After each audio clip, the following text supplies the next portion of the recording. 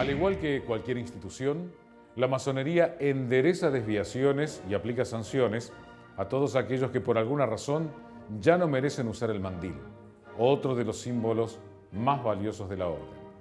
Mich recht kein Tod, als man zu handeln, den Weg der Tugend fortzuwandeln. Por ejemplo, un masón que es expulsado por no hacer las cosas como corresponden.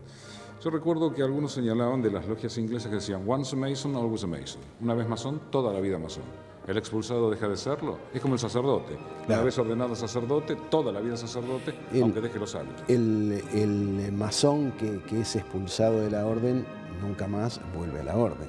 Pues nosotros decimos simbólicamente que esto es una gran cadena fraternal universal. Cuando hay un eslabón que es flojo, bueno, la cadena, ese eslabón se saca, se suelda la cadena de nuevo y ese eslabón nunca más vuelve. ¿Y él como masón sigue ya expulsado, sigue siendo o no? El masón está iniciado. Está iniciado. Pero ya nunca más va a volver a una logia.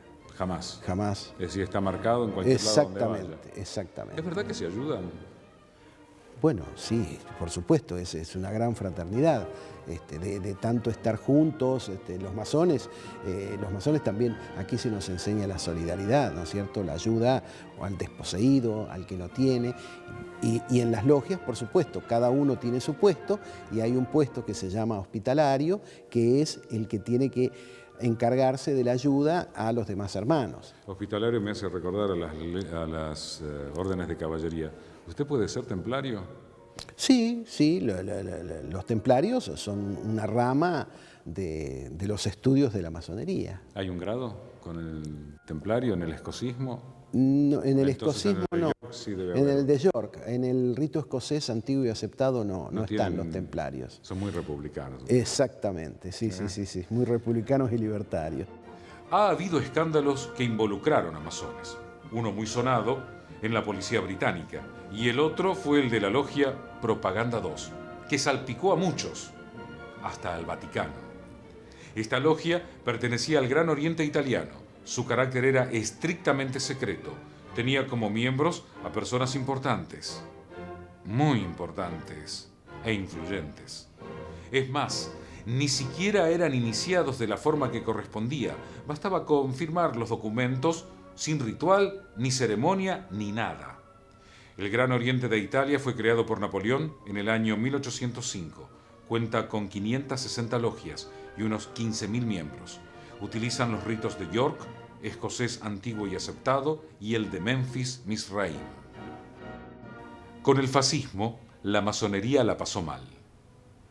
Después de la caída de Benito Mussolini, reapareció el Gran Oriente, aunque los problemas internos hicieron que hubiera una escisión y se creara la Gran Logia de los antiguos masones libres y aceptados.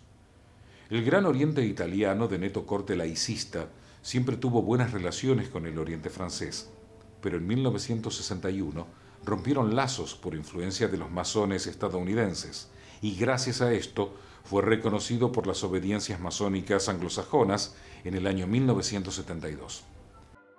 Debido a los escándalos de la logia Propaganda 2, hubo en 1992 una investigación muy exhaustiva de toda la masonería italiana, sobre todo a pedido del propio Vaticano. Estos hechos llevaron a un notorio desprestigio de los italianos, pero en 1993, y con la explícita ayuda de la masonería anglosajona, pero sin los estadounidenses, se creó la Gran Logia Regular de Italia. La Logia Propaganda 2 operó entre los años 1877 hasta 1981. El escándalo salió a conocimiento público con las declaraciones que hizo Michele Sindona, que dejó al descubierto tráfico de influencias que involucraba a banqueros, a la banca vaticana. Salieron a la luz nombres de personas muy influyentes que eran sus miembros, entre ellos Silvio Berlusconi. Pero sus ramificaciones no solo estaban en Italia, sino también en Uruguay, Paraguay, Brasil y en Argentina, sobre todo entre 1970 y 1980. Se dice que fueron miembros de esta logia Raúl Alberto Lastiri, Emilio Macera y José López Rega. El venerable de esta logia era Licio Gelli, que luchó durante la Guerra Civil Española en el bando nacional y después de la Segunda Guerra Mundial trabajó como espía para los estadounidenses. La verdad era que Gelli siempre actuó de espaldas al Gran Oriente italiano, al que engañó. Esta logia en 1960 tenía 14 miembros, pero a partir de que Gelli se convirtió en gran maestre aumentó a más de 1000. Todo saltó por los aires cuando en 1981 las autoridades registraron la logia y encontraron la documentación suficiente para acusarlo de corrupción. A esto hay que sumarle la quiebra del Banco Ambrosiano de Roberto Calvi, la Banca del Vaticano y a algunos altos miembros de la Iglesia, todos miembros de la masonería. Tiempo después, Calvi fue encontrado colgando de un puente de Londres con ladrillos en los bolsillos, método que para algunos fue una ejecución masónica. Antes de eso, en 1976, las autoridades de la masonería italiana habían disuelto a la logia Propaganda 2 y la expulsan de la francmasonería. Y después, con respecto a la PDUE es una logia que cuando comenzó a trabajar en forma irregular, es decir, no dedicarse a las cuestiones a las que se dedica la masonería, sino que empezó a trabajar en cuestiones de negociados políticos, etc., rápidamente la masonería, la logia PDUE fue expulsada de la masonería, porque la masonería también tiene sus cuerpos que la cuidan, ¿no es cierto? Tiene sus propios anticuerpos. Aquí hay tribunales de ética, tribunales de disciplina. Cuando el masón pierde su compostura, no está a la altura de lo que pide la institución, de los valores que defiende la institución, rápidamente se le hace un juicio, se le permite la legítima defensa, pero ellos fueron rápidamente expulsados. Y luego siguieron trabajando en forma salvaje o irregular por todo el mundo. Fíjese usted que las logias masónicas tienen entre 20, 30, hasta 40 miembros y más no pueden porque es muy difícil reunirse y tratar algún tema entre mucha gente. Resulta que la logia PDUE tenía más de 1000 miembros, no puede ser una logia masónica. En el ritual todo gira alrededor de la construcción del templo del rey Salomón y de su arquitecto, Hiram Abif o Hiram Abi. Este era hijo de una viuda de la tribu de Neftalí. Su padre fue un tirio experto en trabajar el cobre. Hiram era el prototipo del arquitecto y que junto con los dos reyes, el conocedor de los secretos del maestro masón. 15 compañeros, viendo que el trabajo se terminaba y que los secretos no eran revelados, conspiraron para conseguirlos. Al no poder hacerlo, todos desistieron menos 3, que intentaron arrancarle a Hiram el secreto y que a pesar de haber recibido los 3 golpes que le causaron la muerte, nunca abrió la boca.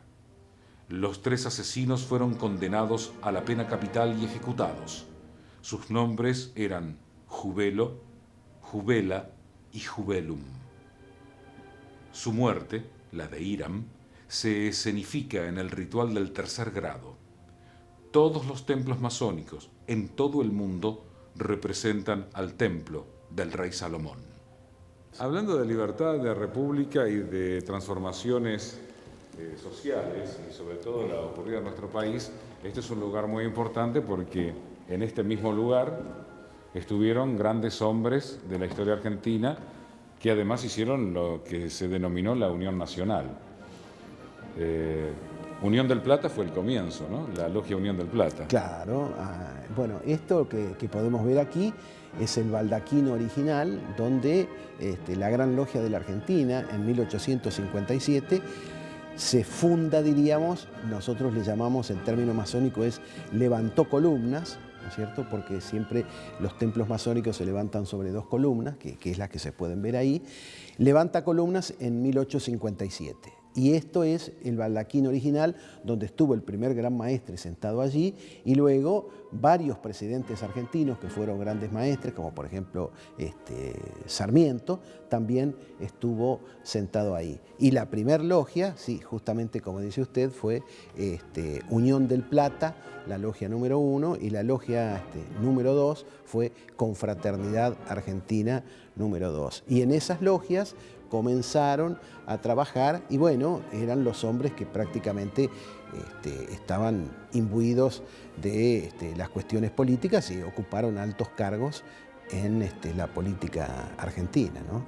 Es decir, que usted está ocupando el sillón que en algún momento usó Sarmiento, el mismo, entre otros. Es el mismo ¿Quiénes sillón. lo acompañan a los costados y en estos pupitres que tienen así todo un resabio muy medieval, ¿no? Claro. Bueno, nosotros, el gran maestre está sentado en el sillón del medio, a su costado tiene al ex gran maestre, es decir, el que estuvo en el periodo anterior, y sobre el otro costado está el pro gran maestre o diputado gran maestre, que vendría a ser el vice gran maestro, el vicepresidente de la institución. Y luego hay distintos estrados para dignatarios de la Gran Logia. Por ejemplo, aquí, como se ve, aquí tiene las plumas, allí está sentado el gran secretario. Aquí tiene el libro de la ley o la Constitución, allí tallado en madera, y allí está sentado el gran orador fiscal, que es el que da su apreciación sobre la ley masónica, es decir, que es el que custodia de que todo esté ajustado a la ley masónica. Y luego aquí están, allí es el primer gran vigilante, que es la segunda autoridad de la logia o de la gran logia, y aquí está el segundo gran vigilante. Y entonces tenemos aquí que en Oriente están los hombres, diríamos que tienen más experiencia, los de más alto rango. Y luego el primer gran vigilante, que es, diríamos, un poco el jefe o el supervisor de los hermanos compañeros, es decir, los que ya llegaron a segundo grado. Y el hermano segundo gran vigilante es el que cuida a los hermanos aprendices que se sientan aquí en estas columnas, porque son los primeros que recién ingresan a la masonería. Cada uno, diríamos, que tiene su jefe, su guía, su supervisor. Y luego tenemos el hermano experto sentado aquí, allí está el hermano tesorero, que es el que cuida los tesoros. Tiene la llave del cofre. Justamente. Claro, y bueno, y aquí está con la bolsa de la abundancia. Aquí está sentado el hermano gran hospitalario. Él es el que cuida de los dineros de la beneficencia. Es decir, que cuando yo entré me tendría que haber ido a buscar un guardatemplo. Claro, y el guardatemplo está sentado uno afuera y uno adentro. Ahora, es decir, cada uno cumple su función adentro de la logia, por eso se habla del trabajo logial. Cada uno tiene su función. Algunos me han comentado que la masonería era una enseñanza de vida, porque el que por ahí en algún momento fue guardatemplo externo, en algún momento fue gran maestre, es decir, que le enseñan que hay graduaciones. Claro. Y que la vida es todo un ciclo. La vida es todo un ciclo. Como gran maestre puede terminar como guardatemplo, exactamente, que diríamos que es el primer cargo que uno puede ostentar. Y eso también tiene que ver con la axiología de la masonería, los principios, los valores, que se respeta a rajatabla ese principio, ese valor de la igualdad, ¿no es cierto? Es decir, uno llegó a lo más alto, pero es igual. Por eso que cuando le dicen que llegó a la más alta magistratura, le dicen siempre en el ritual: no te olvides que solo sos el primero entre los iguales. ¿Qué significa? Que hasta el jovencito que entró hace muy poco a la masonería es igual que vos que llegaste a la más alta dignidad de la masonería, porque somos todos masones.